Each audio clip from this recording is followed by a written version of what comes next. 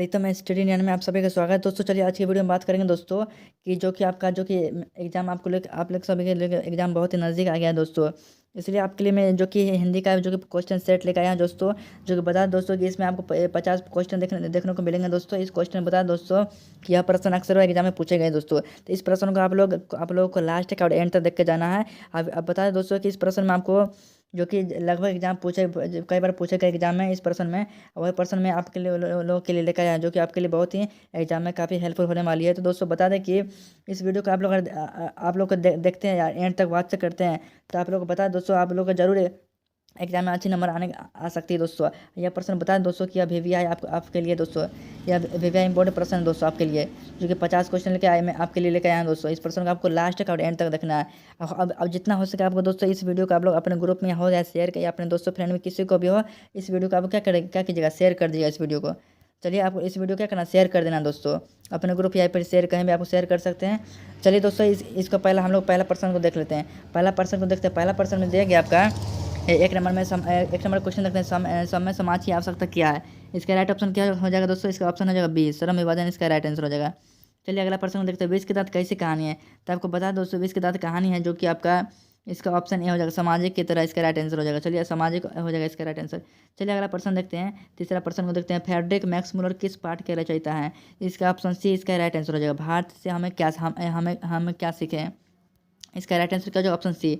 चलिए चरमा प्रश्न देखते हैं। हजारी प्रसाद त्रिवेदी किस निबंध के रचयिता है। तो इसका पता होगा दोस्तों कि नाखून क्यों बढ़ते इसका रचयिता है जो कि हजारी प्रसाद त्रिवेदी। चलिए ऑप्शन बी इसका क्या हो जाएगा दोस्तों राइट आंसर, ऑप्शन बी। चलिए अगला प्रश्न को देखते हैं। अगला प्रश्न में दिया गया है 5 नंबर नगर लिपि कब एक सर्वदेशिक लिपि थी। तो बता दें दोस्तों कि ऑप्शन सी इसका 8वीं से 11वीं सदी में इसका क्या थी, सर्वाधिक लिपि जो कि नागरी लिपि थी। अगला प्रश्न बढ़ते हैं। अगला प्रश्न में दिया गया निर्मला कौन थी। तो ये क्या हो जाएगा इसका राइट आंसर दोस्तों, इसका ऑप्शन सी इसका कथाकार की पत्नी इसका राइट आंसर हो जाएगा। चलिए अगला प्रश्न को देखते हैं। रेफल ले अनार्दो हैविची और एंजेलो किसकी देन है। किसकी देन दोस्तों, इसका ऑप्शन सी हो जाएगा, इटली की देन इसका राइट आंसर हो जाएगा। चलिए अगला प्रश्न देखते हैं। 8वां प्रश्न। बिरजू महाराज का संबंध किस घराने से है। इसका ऑप्शन क्या हो जाएगा दोस्तों, लखनऊ से। इसका राइट आंसर ए हो जाएगा, लखनऊ। चलिए अगला प्रश्न देखते हैं। 9 नंबर का। पिकासो क्या थे। तो पिकासो क्या हो जाएगा दोस्तों, चित्रकार। ऑप्शन बी इसका राइट आंसर हो जाएगा। चलिए अगला प्रश्न और बढ़ते हैं। 10 नंबर का। मछली किस प्रकार की कहानी है। तो बता दोस्तों मछली आपका सामाजिक हो, इसका राइट आंसर हो जाएगा। चलिए नेक्स्ट प्रश्न देखते हैं। 11 नंबर का। बिस्मिल्लाह खां का जन्म कहाँ हुआ था। इसका ऑप्शन क्या हो जाएगा दोस्तों, इसका जन्म जो हुआ था डुमराव में हुआ था। चलिए अगला प्रश्न देखते हैं। 12 नंबर का। गांधी जी की महात्मा किसने कहा है। किसने कहा दोस्तों, ऑप्शन बी इसका रविंद्रनाथ ठाकुर ने कहा, इसका राइट आंसर ऑप्शन बी है। चलिए अगला प्रश्न देखते हैं। वर्ण कितने प्रकार के होते हैं। आपको पता होगा दोस्तों वर्ण 2 प्रकार के होते हैं जो कि स्वर वर्ण और व्यंजन वर्ण, आपको पता होगा दोस्तों। चलिए नेक्स्ट प्रश्न और बढ़ते हैं। 14 नंबर प्रश्न को देखते हैं। तालाब स का उच्चारण आसान है किससे दोस्तों, तालु से। इसका राइट आंसर क्या हो जाएगा, तालु। चलिए अगला प्रश्न को देख लेते हैं। अगला प्रश्न दिया गया दोस्तों। भूतकाल के कितने भेद है। तो आप लोग को भूतकाल का ऑप्शन क्या हो सकता है दोस्तों, ऑप्शन इसका हो जाएगा 4, जो कि राइट आंसर हो जाएगा। चलिए अगला प्रश्न देखते हैं। वह जन्म से भिखारी है, इस वाक्य में किस कार्य की विभक्ति है। तो क्या हो जाएगा दोस्तों, इसका राइट आंसर ऑप्शन ए हो जाएगा, इसका करण, जो कि इसका राइट आंसर दिया गया ऑप्शन ए। चलिए अगला प्रश्न देखते हैं। देवेश की सही संधि विच्छेद क्या है। जो देवेश का सही संधि विच्छेद क्या हो जाएगा दोस्तों, देव जोड़ ई से देवेश, इसका राइट आंसर ऑप्शन ए हो जाएगा, इसका राइट आंसर। चलिए अगला प्रश्न देखते हैं। 18 नंबर का। अत्युक्ति में किन किन वर्णों का संधि हुई है। इसका ऑप्शन क्या हो जाएगा दोस्तों, ई जोड़ उ का हो जाएगा, ऑप्शन बी इसका राइट आंसर हो जाएगा। चलिए अगला प्रश्न देखते हैं। 19 नंबर का। अनुवंशर का सही संधि विच्छेद क्या है। तो क्या हो जाएगा दोस्तों, इसका राइट आंसर अनु जोड़ एसन, इसका ऑप्शन ए हो जाएगा, राइट आंसर। चलिए अगला प्रश्न देखते हैं। 20 नंबर का। पतझड़ में कौन सा समास है। तो आपका इसमें समास क्या हो जाएगा, तत्पुरुष, इसका ऑप्शन डी इसका राइट आंसर हो जाएगा। चलिए अगला प्रश्न देखते हैं। 21 नंबर का। सुख दुख में कौन सा समास है। सुख दुख में आपका द्वंद्व समास दिया गया दोस्तों। जब भी बता दोस्तों, जबकि आपको 2 शब्द आपका दिया रहा है, जो उसमें 2 शब्द दिया रहा है बीच में आपको इस तरह का दिया जाएगा, उससे 2 शब्द बनेगा तो उससे क्या हो जाएगा दोस्तों, द्वंद्व समास हो जाएगा। तो इस बातों को आपको ध्यान में रखना है दोस्तों। चलिए अगला प्रश्न देखते हैं। 22 नंबर का। पानी का पर्यायवाची शब्द क्या है। पानी का पर्यायवाची आपको पता होगा दोस्तों, जल, इसका राइट आंसर हो जाएगा, ऑप्शन ए। चलिए अगला प्रश्न को देखते हैं। अगला प्रश्न में दिया गया है 23 नंबर का। धरती का पर्यायवाची शब्द क्या है। धरती का पर्यायवाची पता होगा दोस्तों, धरा, इसका राइट आंसर हो जाएगा, ऑप्शन ए। चलिए अगला प्रश्न को देखते हैं। कठोर का विपरीतक शब्द, यानी कठोर का उल्टा शब्द पूछ रहा है दोस्तों। कठोर का आपको पता होगा दोस्तों, कठोर का कोमल, इसका राइट आंसर हो जाएगा। चलिए अगला प्रश्न देखते हैं। परिश्रमी का विपरीतक शब्द क्या। परिश्रमी का दोस्तों आपको पता है आलसी, जो परिश्रमी करता है, जो कि उल्टा क्या हो जाता है, आलसी। जो कि आलसी मतलब क्या, जो कि कोई पूरा मतलब बैठे बैठे उस पूरा काम हो जाना चाहिए उसका। चलिए अगला प्रश्न देखते हैं। 26 नंबर का। निम्नलिखित में से कौन सा शब्द तथित है। ऑप्शन सी इसका राइट आंसर, गठरी इसका ऑप्शन हो जाएगा। चलिए अगला प्रश्न देखते हैं 27 नंबर, वास्तविक में कौन सा प्रत्यय लगा है। इसमें दोस्तों आपको पूछ रहा है कि वास्तविक में कौन सा प्रत्यय लगा गया है। तो लास्ट में आपको प्रत्यय आपका क्या हो जाएगा दोस्तों, लास्ट के जो संख्या में लगा शब्द में लगा रहता है उसके प्रत्यय हम लोग बोलते हैं। तो चलिए प्रत्यय क्या हो जाएगा, इसका लास्ट ऑप्शन में वास्तविक दिया गया तो वास्तविक एक का प्रयोग किया गया। चलिए अगला प्रश्न देखते हैं, गोबर गणेश होना मुहावरे का सही अर्थ निम्नलिखित में से कौन सा है, कौन होगा। इसका ऑप्शन क्या हो जाएगा, गोबर गणेश होना मुहावरे का ऑप्शन क्या हो जाएगा दोस्तों, ऑप्शन इसका ए ऑप्शन है, मूर्ख होना इसका राइट आंसर हो जाएगा। चलिए अगला प्रश्न देखते हैं, टन बोल जाना मुहावरे का निम्नलिखित में से कौन सा अर्थ हो जाएगा दोस्तों, इसका ऑप्शन सी मर जाना इसका राइट आंसर हो जाएगा। चलिए अगला प्रश्न देखते हैं, अगला प्रश्न दिया गया 30 नंबर, नीलकंठ का दूसरा अर्थ क्या है, दूसरा अर्थ मोर, इसका राइट ऑप्शन डी हो जाएगा। चलिए नेक्स्ट प्रश्न देखते हैं, गुरु नानक किस भक्ति धारा के कवि हैं। तो आपको बता दें दोस्तों ऑप्शन बी इसका राइट आंसर हो जाएगा, निर्गुण भक्ति धारा का इसका राइट आंसर बी हो जाएगा। चलिए अगला प्रश्न देखते हैं, रसखान के चित्तचोर कौन है। इसका ऑप्शन क्या हो जाएगा दोस्तों, श्री कृष्ण, ऑप्शन बी इसका राइट आंसर हो जाएगा। चलिए अगला प्रश्न पे बढ़ते हैं, 33 नंबर, अति सुधो स्नेह को मारंग शीर्षक सौव्या किसी रचना है। जिसका घनानंद, ऑप्शन बी हो जाएगा इसका राइट आंसर। चलिए अगला प्रश्न देखते हैं, परमगन किस कवि के कवि थे। तो आपको बताया दोस्तों इसका ऑप्शन सी भारतेंदु योग के ये कवि थे।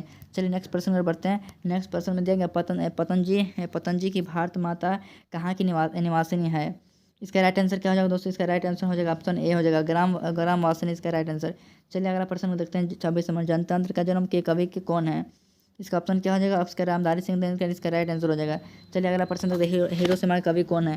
तो आपको ध्यान में रखना दोस्तों किसका आ गया, इसका राइट आंसर हो जाएगा हिरोशिमा कवि है दोस्तों।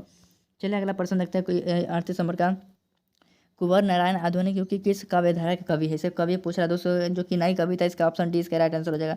चलिए अगला प्रश्न देख लेते हैं दोस्तों, अगला प्रश्न दिया गया है, दुष्ट चक्र से श्रेष्ठ पुष्प पर वीरेन डंगवाल को कौन सा पुरस्कार प्राप्त हुआ है।